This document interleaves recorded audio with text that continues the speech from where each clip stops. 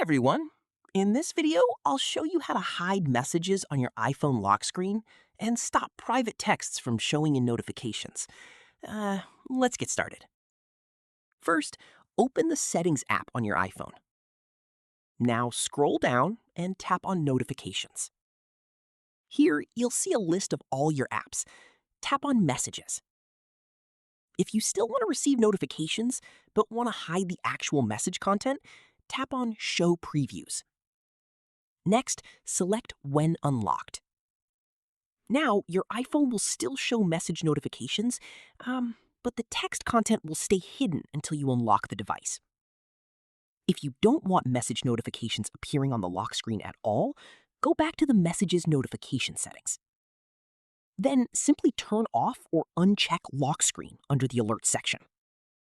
After that, no message notifications will appear on your lock screen anymore. And that's it. That's how you can hide message previews and notifications on iPhone lock screen. If this video helped you, don't forget to like and subscribe for more iPhone privacy tips and iOS tutorials.